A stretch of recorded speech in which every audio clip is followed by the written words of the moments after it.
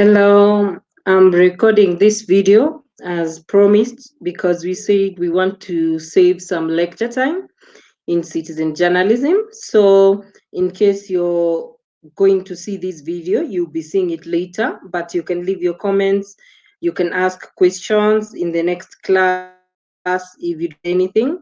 And basically, I'm just going to be going through some of the things that I think are just general knowledge that you need to have when you want to do a proper citizen journalism, especially with an effect to advancing your advocacy campaign. So if you want to advance your advocacy campaigns that you're doing in your communities and all that, or you want to increase your visibility, there are so many platforms of citizen journalism that you can use to advance your agenda. As we said in the in-person classes, that citizen journalism is a wide topic. So if you look at it, you're talking about using multimedia platforms, and it depends with what you're good at. And sometimes as a leader, sometimes you find yourself not in a place to actually do these things yourself. So maybe you could coordinate and train your team so that they can help you to do some of this work. But it's important to just have some overall generic skills. So I'm going to be very light in this masterclass, trying to see you as a leader who has a lot in your mind. You have campaigns to do, you're doing your strategies. So you don't have that much time to also spend just doing a video or just doing a podcast or such. But then how can these tools be used in your organization? So as we say, citizen journalism is you taking it upon yourself, creating your own media platforms and being able to showcase your work the way you want to showcase it. And that's what we refer to as citizen journalism. So you're creating your own content, you're deciding how that content is going to go out there. And so basically, there's a lot that you can do when it comes to citizen journalism. There's a lot that you can do. You can choose to go the audio way, where you can just do podcast focused on the thematic areas that you're focusing in as an organization, or you can decide, podcast is like an audio, like a radio, your own personal radio. It's hosted online. Again, there are some softwares that you can use to host your own podcast. You can also use design tools like Canva, My Poster Maker, and others to just design your posters and use graphical messages to drive your campaign messages as well. Then the other thing that you can do also is you can also decide to go audiovisual.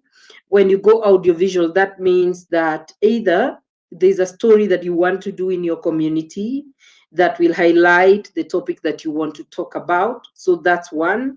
And it can be great to also think about that. And also, there's also a lot that you can also do with filming, and that's one of the outputs that you're going to be having, simply because film is the hardest. So if you're able to do film, you can be able to do a lot of other work. So that's audiovisual. We've started with audio, where we've talked about podcasts, and we also spoke now about audiovisual, where you want to have audio and video. And nowadays, because we have phones and all that, you can be able to push a message that you've been wanting to push through using your phone and a small tripod on your phone. You can be able to record, create visibility for your campaign, and all that. So that's another thing that you can do. There's a lot of online platforms. There is online platforms that are actually, like, for instance, Facebook, YouTube, Instagram. Those are platforms that you can use, especially when you're doing your videos. And those are other avenues of citizen journalism. And the last avenue of citizen journalism is through written text, where you just decide, okay, I want to do written stories that I can post on my website, or I can put somewhere else, so that I can be able to actually, be reaching my audience. The thing is, when it comes to communication, you have to choose the tools that work best for you and your clients and the people you're trying to speak to. For instance, if you're running an organization like an NGO, and maybe you don't just want to reach the general public, maybe you also want to reach your funders, the people who give you funding and all that, then maybe you can go ahead and actually use more videos, documentary kind of videos, because they'll work for you in that perspective, because you're trying to cover facts. So there are different methods that you can use for citizen journalism. And so basically, this is supposed to be very light lecture to just talk to you about how can you be able to actually achieve your goal of branding your organization, of communicating the thematic messages that you want to communicate without without having to be very technical, just like even on a supervision role. So for you to be able to do that, at least you need to understand several of the mediums that you'll be using. Today I'll be focusing on film, and then as we go on, I'll do a lot of pre-recorded videos focusing on other things. And because I don't want to take a lot of your time, I'll be showing you a few clips in between these quick lecture. I'll be showing you a few clips that show you the different things that you could do. And as we move on, when I do another class, maybe I'll show you a podcast. I'll show you different things that you can actually do as a woman leader in the grassroots, and you want your message to get out there. And also, not forgetting those amongst us who are also in business, apart from being women leaders or who are running their own organizations, and they require to do some self branding. I think this would be important for you to just understand how can I use these different tools without getting so much into detail, because this is not a film class. So that's what I'm going to be looking at. And I'm hoping that tomorrow we're going to cover more about what we were doing in our assignment. But today I just wanted to do a quick introduction of everything. Citizen journalism, what is it, and how can you go around, and understand what it is. So we already talked about citizen journalism. I have this guide that I've also put in your Google Drive folder that you'll be able to see. So, filmmaking is actually a form of art that can have all the other forms of art in it. I talked about this, but I'm just quickly repeating just for emphasis for emphasis reason. So filmmaking is a skill that is important for you if you really also want to explore the extreme methods of pushing your message, when you can't do that by actually doing through your other methods, like doing a simple YouTube video or doing a Facebook live or an Instagram live. If you can't get your message across the world in that way, then you can also get it across the world in form of a film. And of course, we defined a film as a story, and it's a visual story. It has different elements, and the aim of this is because film has a lot. It has sound, it has design, it has art, it has so many things. So when it comes to choosing a project that you can do, that's very, very important. But for you to understand in a very simple way how to make film, you need to understand a few things. And we talked last time about elements of a film, what makes a film different from a video. We talked about cinematic language. We talked about other things, but today I just want us to actually look at a few things that we did not actually talk about. First, when it comes to filming, the terms that are used are very complex. So that's something that you would want to have a look at and understand what is a scene, what's a shot. All those things are very important. Also, we talked about the form of a film, what is the personality of a film, and we talked about three very important parts of a film. The fact that it depends on light. So if you have good lighting when you're making your movie, definitely you're able to tell your story. And if you're able to manipulate your lighting, that means, instead of sitting against, facing a window or filming a window as your background, you can use the light coming from your window to light your face. That's like one trick. And make sure that the light is good so that the camera can be able to capture a good image. So that's one of your jobs. If you're filming anything, even a YouTube video, even when you're on Zoom or anything, you need to have enough lighting so that you can look good in front of the camera. Also create some illusion of, manipulating space and time. Let people move from one space to another. Also let people move from one time to another. Film can cover a very big time space, so that's very important. And also creating an illusion of movement, where let in film we see a lot of movement of the people in front of the camera, moving from one area to the other, or the camera itself moving. So that makes it very important. Then we looked at different things about film. And this is where I wanted to start a little bit and talk about, what are some of these elements that you can add in a film to make your film much more interesting. I don't want to go very, very deep, but we've said like the first thing is lighting, creating an illusion of movement, and manipulating space and time. The other thing that is very important is having a good story, a good story that you want to tell. Film is about, what story are you telling? The story is the heart of a film. So if you're able to have a good story that you want to tell, and then decide how are you going to tell it and in which order are you going to tell it, that's going to be simple enough. You just decide on your story that you want to tell, decide how are you going to tell the story visually. Do you want to tell it as a documentary, or do you want to tell it as a short film, like a fictional film? So that, it depends with the message that you want to get across.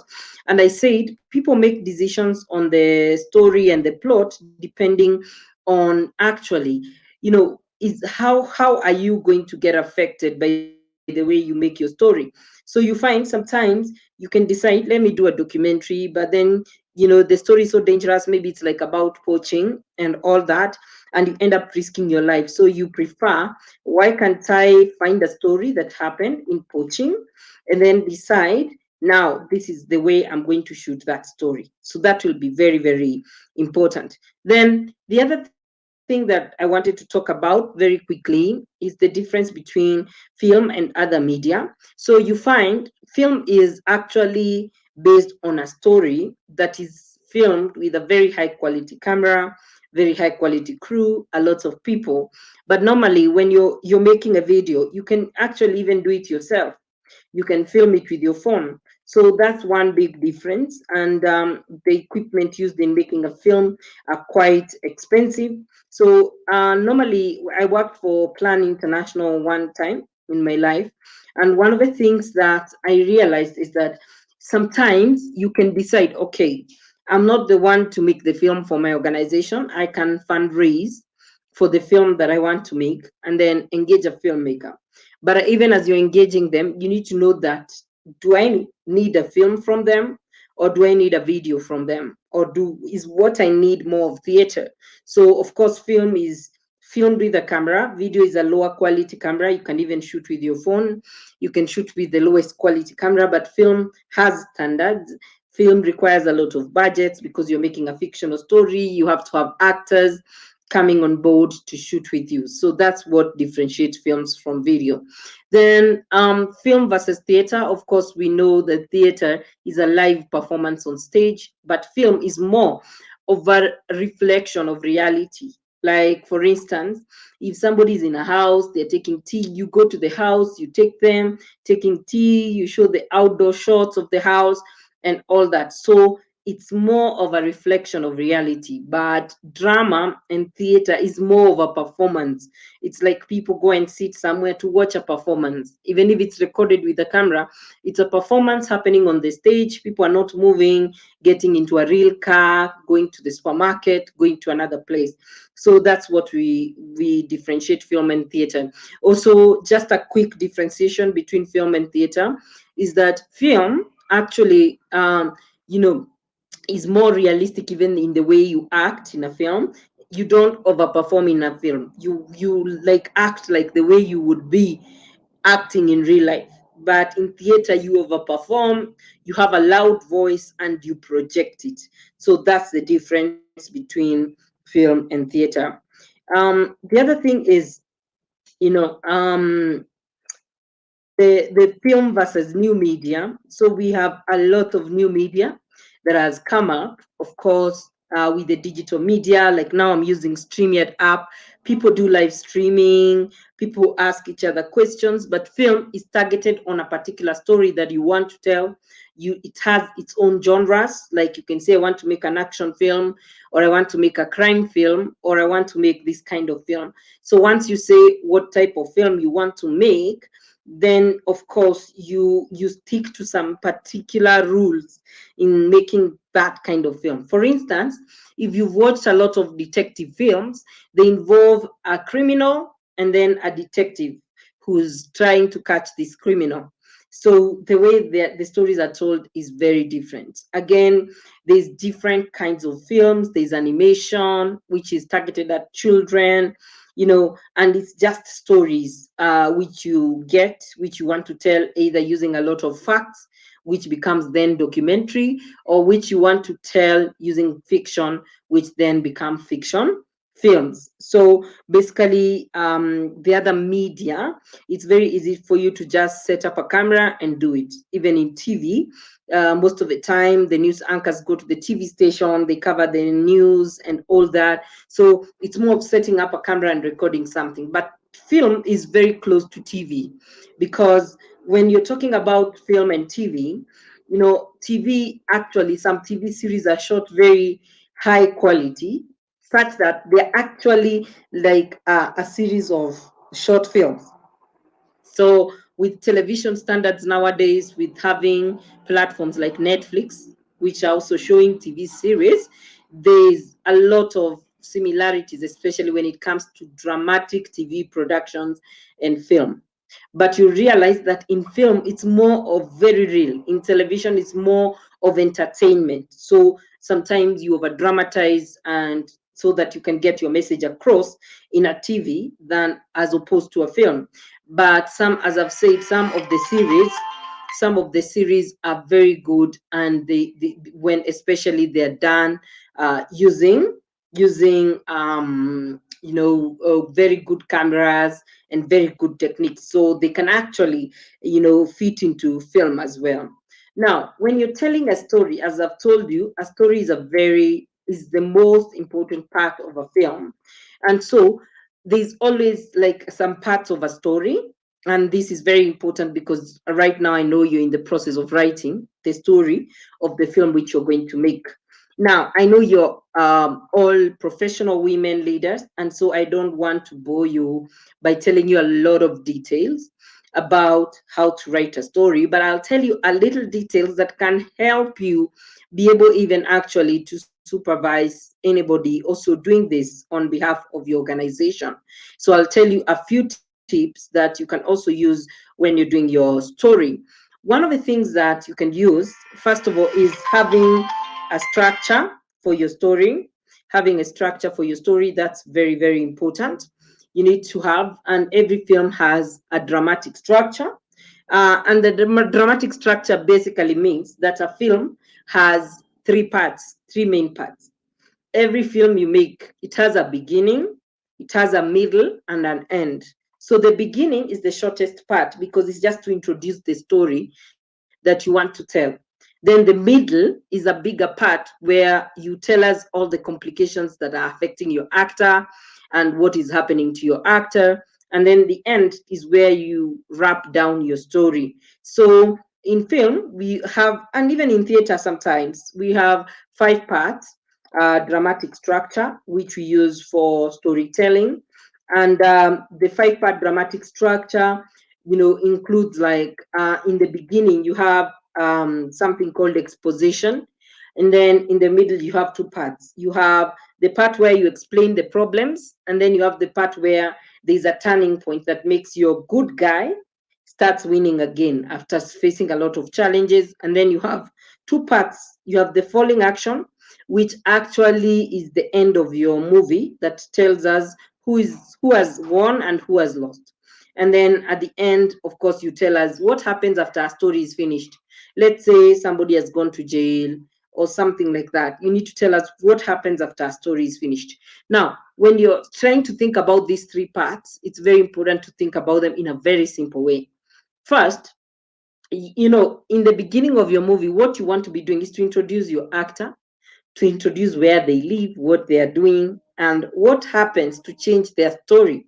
So remember, when you're writing a story, you're trying to tell us a story of somebody. So you want to tell us the beginning. For instance, Rachel is walking along the street. She's enjoying. She loves adventure. She's taking photos. Oh, a truck comes in, hits her, and she gets into an accident. Then the whole story is about Rachel after the accident. How does she struggle? She goes to hospital. She comes out. She does one, two, three, and then that point where she's healing, she's able to deal with it, and now she's healing. That's a very, very important point. So how does she heal? How does she overcome her problems? And finally, what is the end of your story? So once you know the beginning, the middle, where you give the meat of your story, tell us more about your story. And you guys pitched very good stories during our last class. So you're able to kind of organize your story in a way that we see the beginning, we see where the complication comes in, then we see how that complication changes the story and introduces the story, the main story, and then we see the challenges that the actor, that is the main actor, goes through in the story, how they overcome the challenges, and then we see at the end of the story. A story is a very simple thing. And again, it could be that you want to tell the story of your organization. Let's say I want to tell the story of my organization. My organization is YFP Africa. If I want to tell that story, then I will start by saying, when was Youth Africa, Film Platform Africa formed, what really motivated me to start Youth Film Platform Africa, blah blah blah. So basically that's going to be the way I'm going to flow with my story. So that's important. Then the other thing that I want to talk to you guys about is, you know um, also in filming, it's very important to understand that film has business aspects and technical aspects. So when you're making the film, there's a lot that you can do, from writing. If you're good in writing, you can write and develop the idea. If you're good in business, you can pitch the film on behalf of your team. Then also, if also you can also go into pre-production, where you can just be like the person facilitating the logistics, making sure you have locations and all that. Or also you can be an actor, or you can be a director, a producer. Those are technical roles in a film. But there are also very business aspects of a film, like deciding, where am I going to take this film? Am I going to upload it on YouTube? How many views do I want to get? How am I going to do the posters so that I can promote my work? So that's very important again. So a film has both technical and business aspects, which you're going to be covering the course of the coursework that you're going to be doing. So actually pitching, fundraising, and all those are business aspects of a film. And films can also be a very big source of income generation. So the other thing that I wanted to talk to you guys about, why filmmaking? Why not do something else? And what I think is, film, if you go the film way and you understand the business and the technical way, then you have a lot of opportunities. One film can even create up to 1,000 jobs or 300 jobs. So you have an opportunity not only to create income for yourself, but also create jobs for others, also to fundraise and to drive your messaging. So social self-expression and also income generation, that's very important thing when you're thinking about film. So the film business opportunities that are there include marketing. There are people who really specialize in marketing, where they do lots of different things in distribution. There's also financing, fundraising, distribution, exhibition, film services. So those are things that you can do as well when you're making your film. And sometimes the reason why we teach everybody who does film, we give them some general knowledge about this, is because sometimes you find yourself having made something really good and you want it to get to the world. So if you want it to get to the world, then you need some more business skills, some more networks, and all that that you can use to take your film to the world.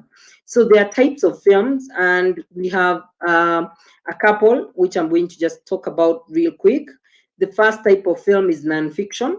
It's where you're telling factual stories, you're using real characters and events that can be proven. So you're using more facts. When you're making a documentary or you're doing a feature, what you're doing is actually a real life film, which is good. And so that's a non-fiction film. So you're not sweetening the story. You're not trying to bring actors into the story. So that's called a non-fiction film.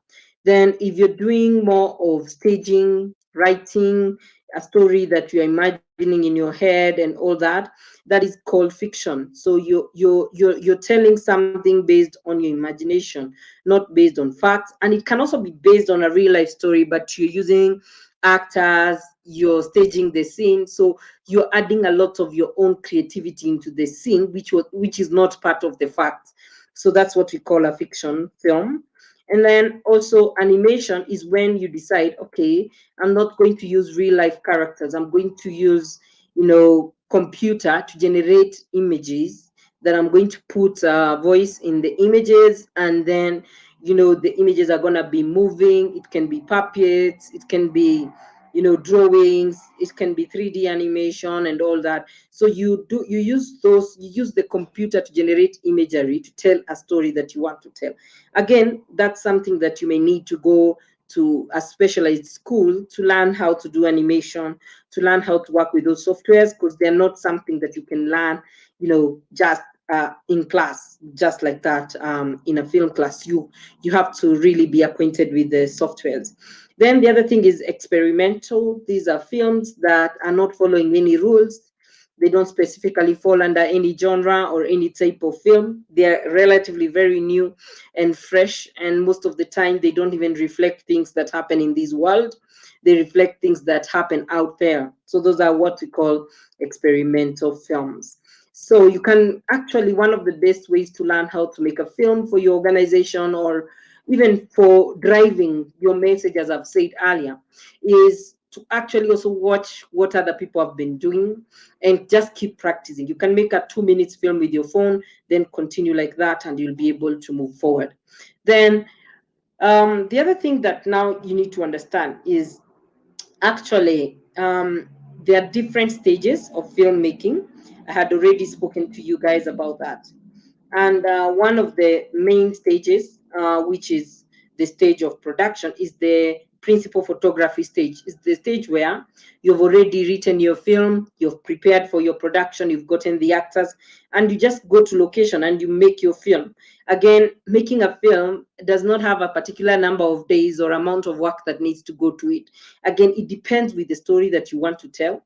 And I always go with the principle that as you're starting to tell your story, make it very simple, very few characters, and make it very few locations where you're shooting, so that you can have enough energy to just put all your energy into that film.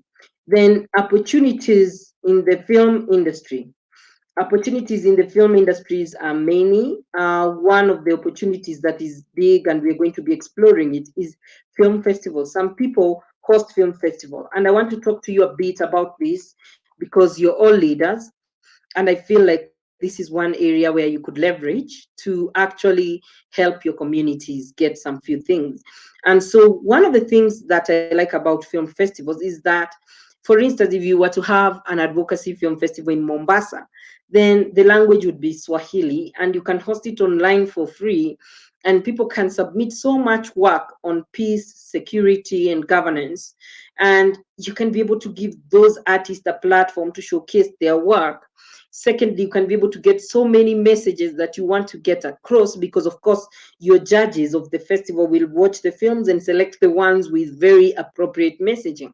So, as a leader, your work is not only to produce, your work is also to facilitate other people and to bring fresh ideas that can help drive your cause. And one of the fresh ideas I think that can help people drive their causes is film festivals. film festival for sure. The next thing that we are going to look at as an opportunity that exists in the film industry is film markets. So there are markets around the world. I've attended a couple of markets like Cannes. I've also attended South African Discop. And these are markets that either buy films or they buy video.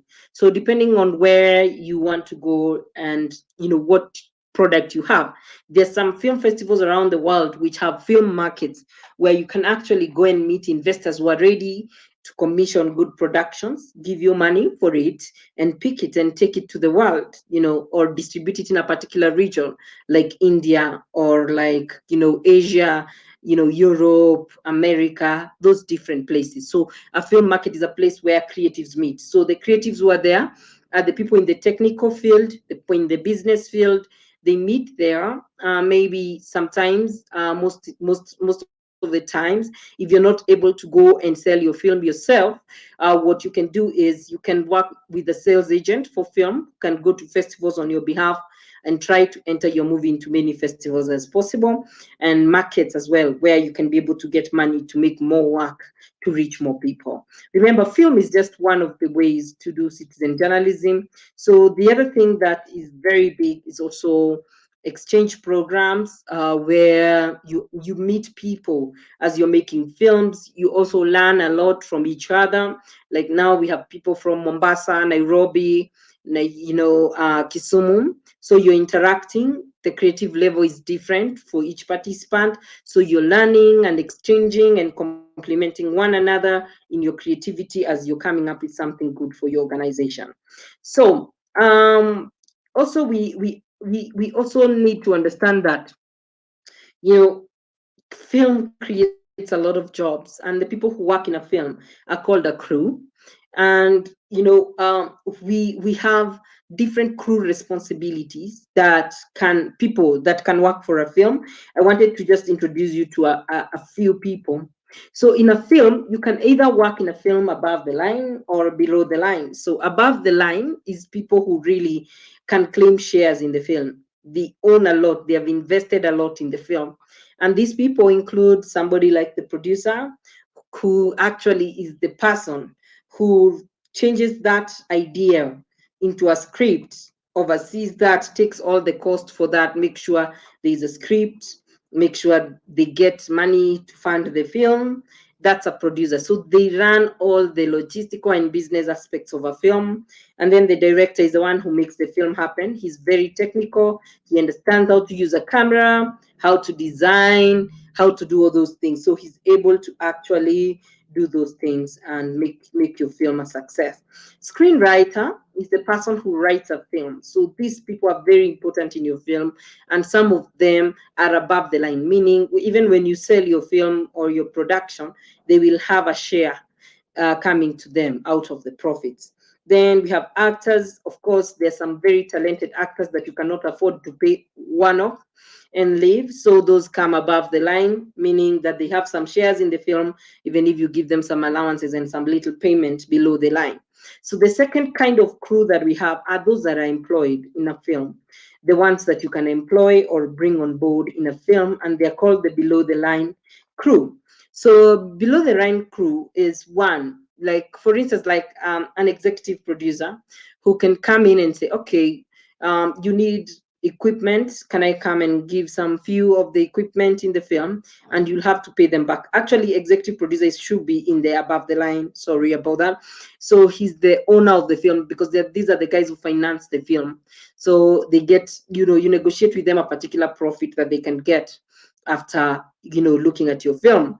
Then also there's a line producer, who's somebody you employ to help you run errands on set, make sure actors are there on time, run the transport and all these other things, make sure everything is going on in your production as planned.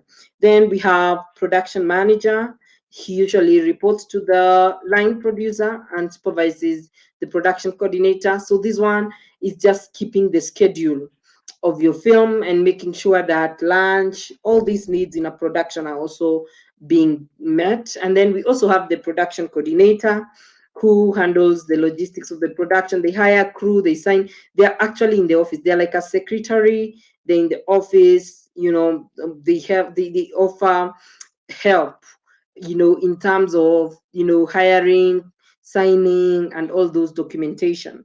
Then we have production secretary, who is an administrative helper. So it's like a clerk. They're helping to type during a production. So it depends with how big your production is.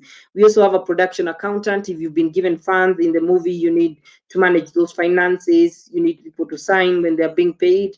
So you need a production accountant to keep your books. Then post-production supervisor, so they manage the communication between the producer, editor, and all those people when your production is actually being cut and put together so that it can become a movie. Then we have other crew members like first assistant director. So these are an assistant of the director. So they help the director logistically on set. If the director wants to take a shot, so they take notes, they make sure everybody is ready. They help the director in saying, now we want to shoot, everybody keep quiet, let's focus on the shoot, or something like that. So they are sent around and they run errands for the director. Second assistant assists the director, but when it comes to, documentation, and also when they deal a lot with actors, making sure the actors have the right costumes and all that. Yeah, so there can be so many assistant directors in a film, as depending on the size of a production that we are doing. Fortunately enough for us, we are not doing a big production. We're doing 5 to 10 minutes. Again, we are not filmmakers, so you're women leaders. So we're just trying to do something that can address issues in your community, and that will be your gift to your community. And we are hoping to take that to the world. So basically, we might reduce some of these people. We also have people who are called set runners.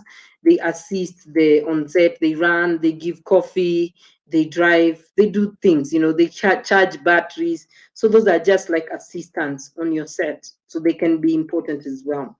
Then we also have a script supervisor who looks at, continuity of your script, whether, every part has been filmed, and whether it's being filmed according to the way it was being written, and also whether there's some inconsistency issues. Maybe yesterday you were wearing the same clothes and then you're wearing them today. So they'll notice such small things and they'll tell the director, so that there can be changes, so that we can show then we've come from one day to another day.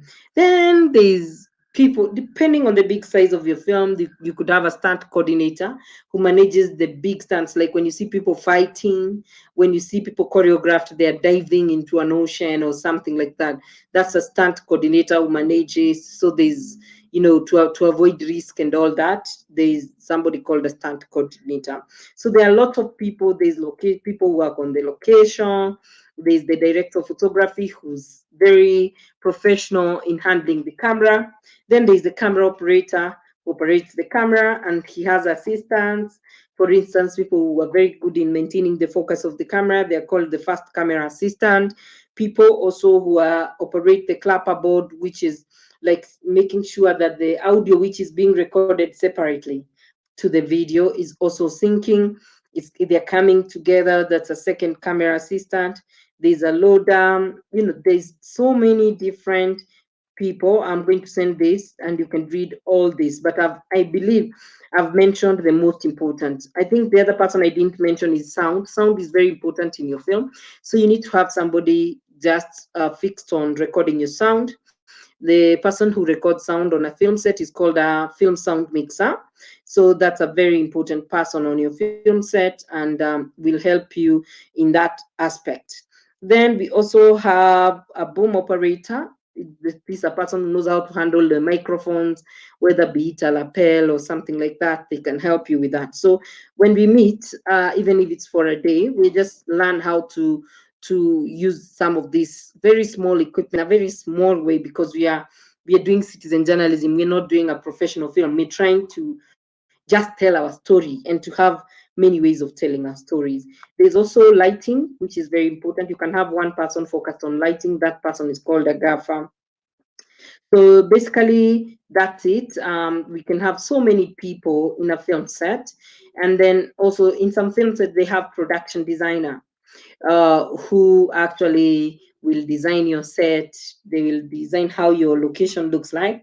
They'll design the characters, give them a hairstyle, a look, do some makeup. If you need some blood and all that, they will do that.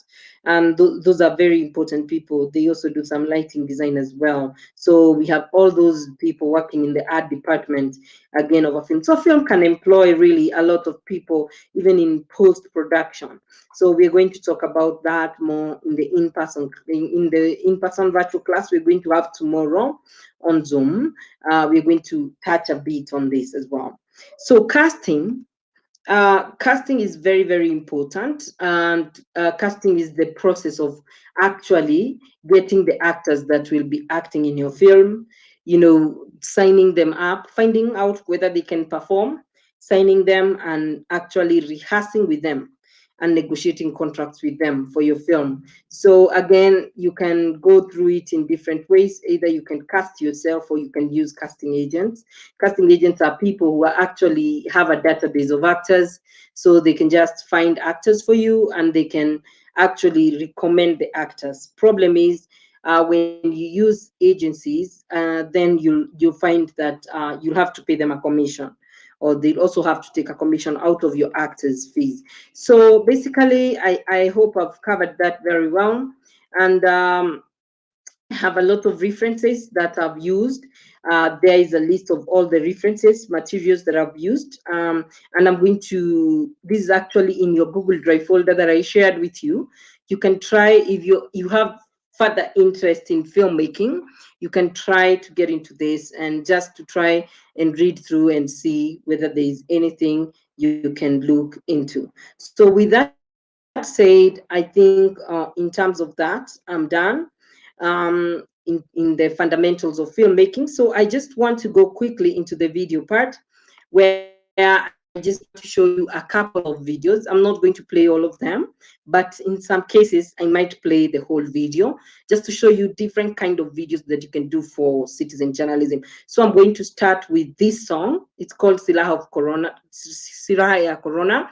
It was done by a guy called Elisha in Kenya. So when the COVID-19 crisis happened, he wanted to do something to create awareness in his community about how they can safeguard themselves against the COVID-19 virus. And so in that aspect, he decided to record a music video with a choir that had good messaging about COVID-19. And so there you go.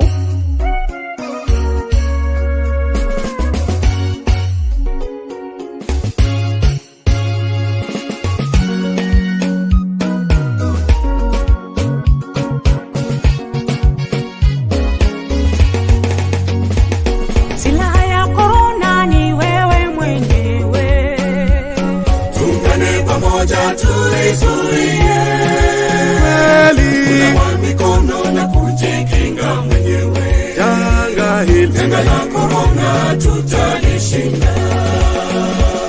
Silaha ya corona ni wewe mwenyewe. Tuungane pamoja tuizuie. Kunawa mikono na kujikinga mwenyewe. Janga la corona tutalishinda.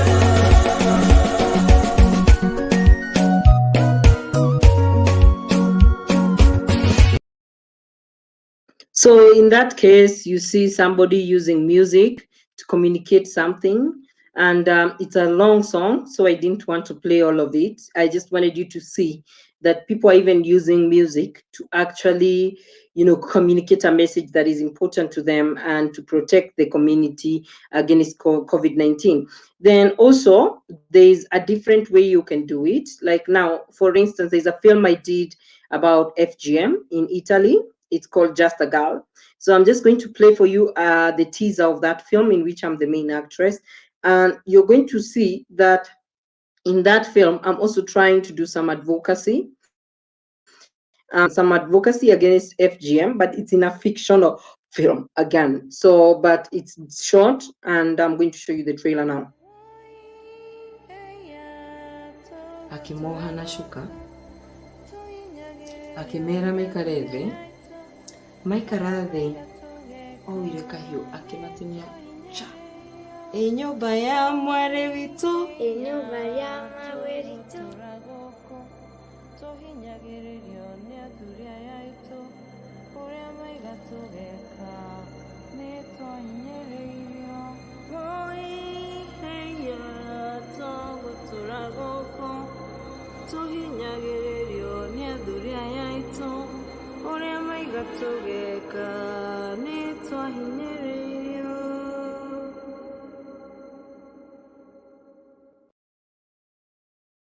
So again, that's a teaser of the film. It's 17 minutes. Again, I'll find a way of screening this film as we move forward because it's long. I didn't want to take so much time in that. So again, you can see another way of advocacy where you can have an actress. They can, it's called like role playing. They can role play as a story that you've heard somewhere. In my case, when I was making this film, because I'm also the director as well, when I was making this film, one of the things that I thought about was people have always said FGM happens in Africa alone, but FGM has been happening in the UK.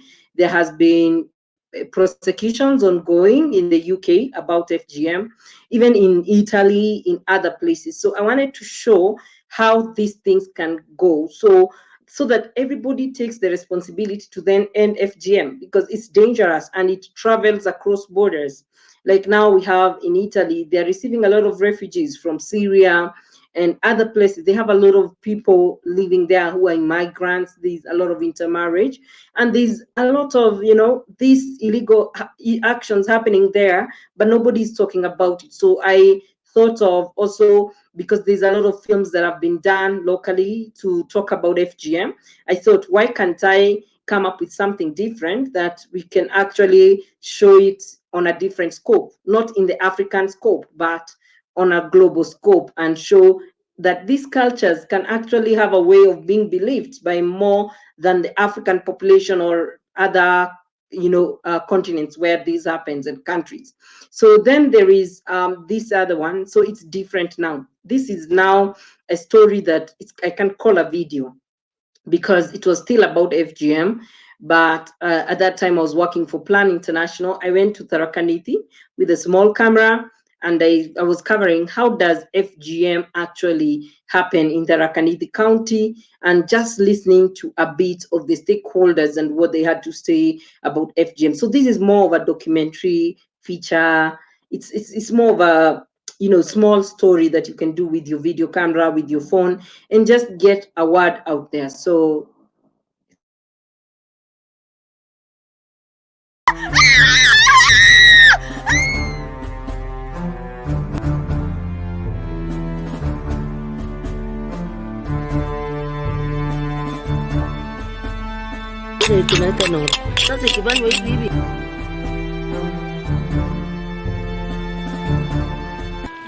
na wale nimeenda kuchika kata hili.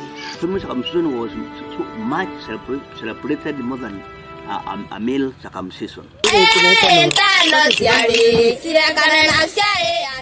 Msichana kama msichana angekuwa ametairiwa angepata mtu kumuoa. 15 wakapanga kutairi wasichana ile inaitwa Kakurungu location. Nikapigiwa simu nikaambiwa kuna wasichana watatairiwa kama 60. Nikaongea na Usipindi na nikamtuma Chakariga. Wakati walienda walikuta wasichana 4 kiara walikuwa wametairiwa. Ili 4 walikuwa wametairiwa na wakapata wengine 11 wale walikuwa bado kusaidiwa. Ilikuwa inaitwa Kirunya. Ilikuwa na tairi wasichana kama 100. Ana so long as the other day hiyo moja ndio inakata na hakuna kuchange. FGM, I can attribute that one to be the main cause of poor performance, especially with the girl child, because the girl child has been really targeted in this practice, and many of them have been dropping. Sababu nilianza kuona ni hasara kwetu, nikaonelea ya kwamba mimi nitaendelea hivyo na kuna kutairi tena, na ilikuwa kampeni kubwa, hata ilikuwa pita, hata sisi tukawa tuna watu wanatuimba intanera na mugambo ira binda atanira mugambo binde oraoroka bicho mwana bindo kwata hakule anjamba. Listen to my wisdom, my child. This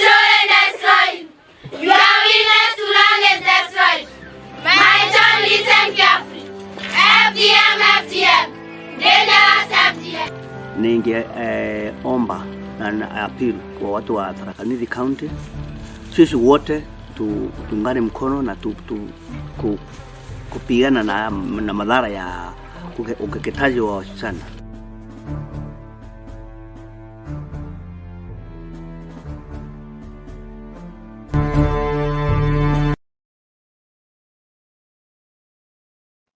Okay, so you see that it's a small part of it. Actually, it's cut short a bit, but you're able to see a different way of also pushing your message. You can use facts, you can use real life people, ask them questions about your community and the address, and you put this on any platform that you want to put it out as.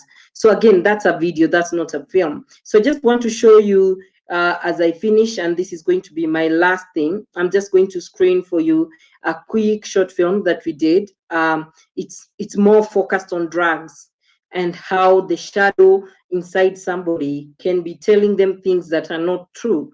And also, this is another way of advocacy by showing the situation, making somebody get into the shoes of the person you're trying to talk about. And it's called Alone. And again, this is another production we did in Italy. Here we go.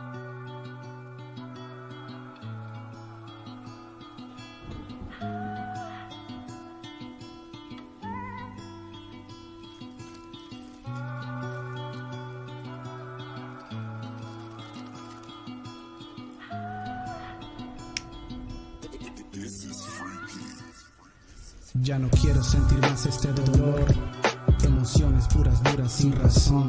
Solo quisiera volver el tiempo atrás y nunca haberme drogado para así vivir en paz. Pero puede que sea duro, todas las noches esnifando coca y después fumando un puro. Ya no quiero esto, mi amor, te lo juro. Sé que puedo salir de esto, pero a veces lo dudo. Todo el tiempo solo me siento agotado, cansado, frustrado, drogado. Pero necesito otra línea, por favor. Y es que solo así puedo parar este dolor. Quisiera inventarme una solución, pero esto no es de tiempo ni tampoco decisión. Quiero enfrentarlo y tomar acción, pero estoy tan atrapado y sumergido en mi adicción.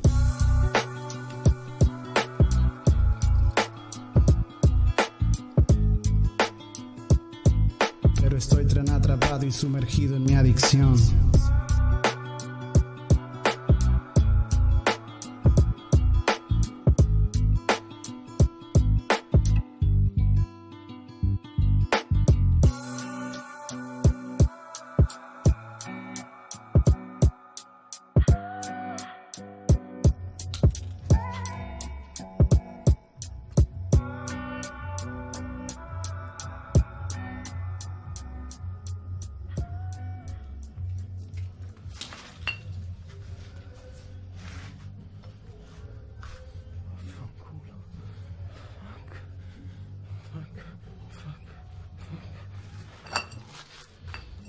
Cazzo!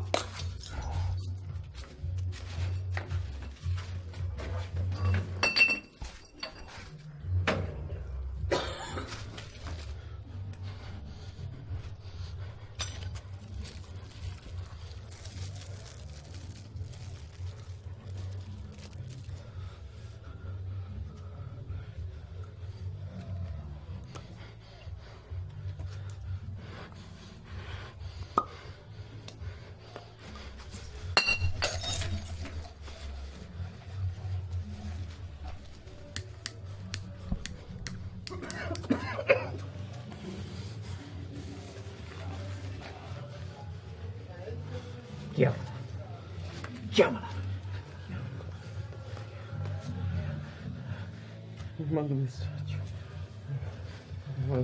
So just to explain, like, that's the guy wearing the black hood is the shadow of this other guy. He's not real. It's just like what goes in the heart of a conflicted person, inside their heart, when they're using drugs. They hear some voices from within that lead them to do some things that they wish they could not have done. So this is more of a short film, and you can see the difference because it's scripted. You can see the design elements. You can see there's a lot of things. They rehearsed acting and all that. So you're able to see this as a film. What I showed you before from Tarakaniti, Terafin, that's a video. And thank you for joining in. So that's a video. What I showed you like from Tarakaniti before, that's a video. It's something that you just take and you film with any camera. It doesn't have to be very high quality. It doesn't have to be very organized. You can even do it with your phone. It's a video. So it's not very high quality. But you can see now this is a film. You really feel like you want to follow the whole story to see what happens to this guy, because he looks really messed up. If you look at the location, it's very well designed. And this goes to show how, the drugs can affect you. They can get into your mind. So again, this is something we did. It's long. I have part 1 and part 2. And I thought this is one of the short films that I want to screen to the end, so that you can just look at it and be able to see. So maybe let me jump to the second part of it, so that we're able to see the end. You are hungry.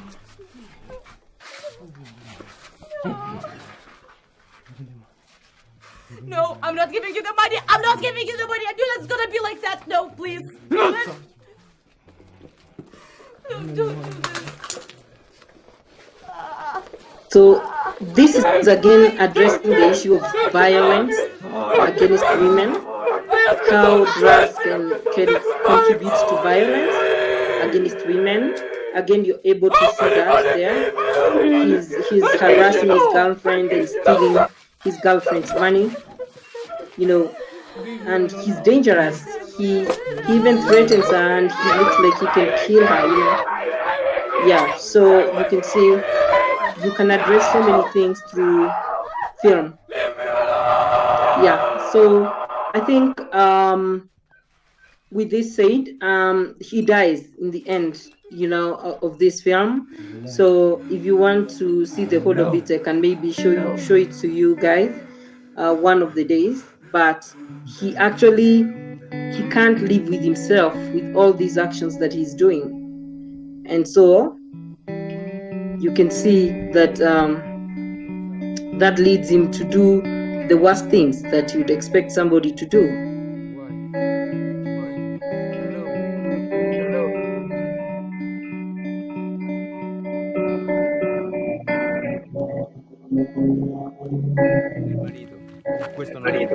Questo non è il momento.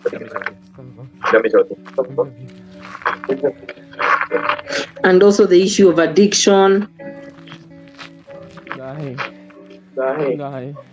Muoviti.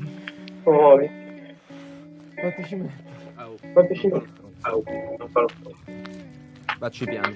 Spending money in the wrong way. He just took money from his girlfriend and he spent it on drugs. Prego. You can see the violence, and you can see how this affects, and how finally his own shadow comes to haunt him. He's having a dialogue with himself, whether he's important, he's injecting. So what can these drugs make you do? Che cazzo fai? The best.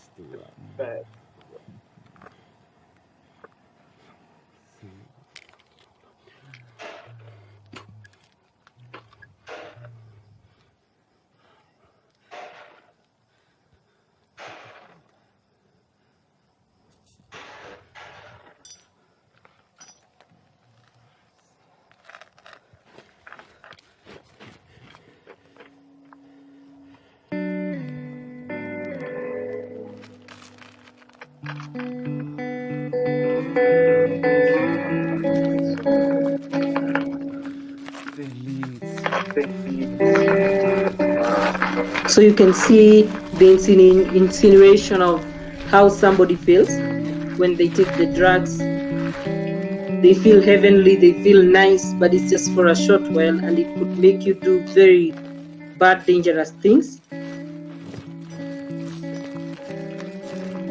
And of course, they start, hearing unreal voices.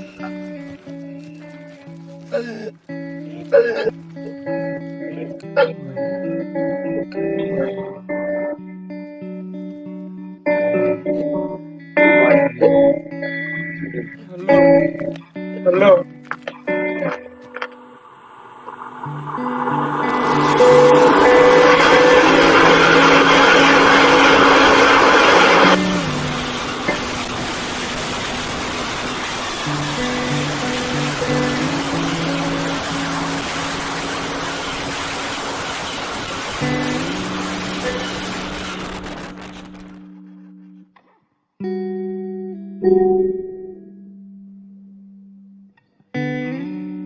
So you see how they die at the end for use of drugs. And so there are so many ways to put across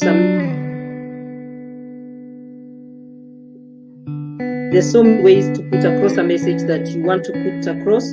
I think that's all I'll show you for today.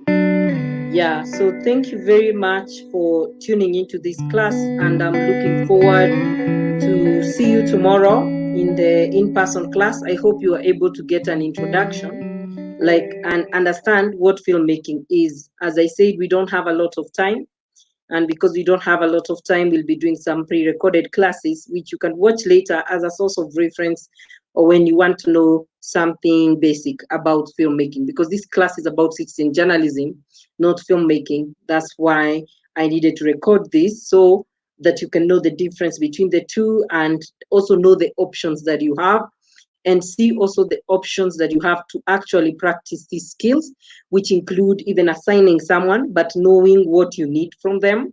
So you could be getting the knowledge here, so you can assign someone, or you could, be in a fix and decide to do communication yourself.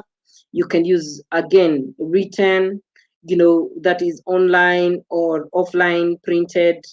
You can use audio, you can use audio visual, which can come in form of video, which can come in form of television and film. And today I focused so much on film and what makes a film very different from other parts. So I'll be doing more tutorials like this to assist you to understand more information about production. So with that said, thank you very much for tuning in. Thank you, Seraphine, for tuning in live.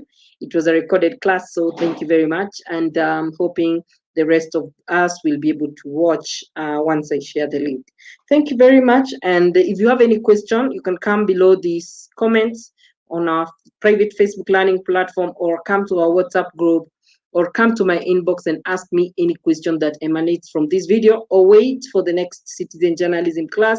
And before we start, I'll be giving you, an opportunity to ask me questions that emanate from the pre-recorded sessions. So thank you very much and have a good evening.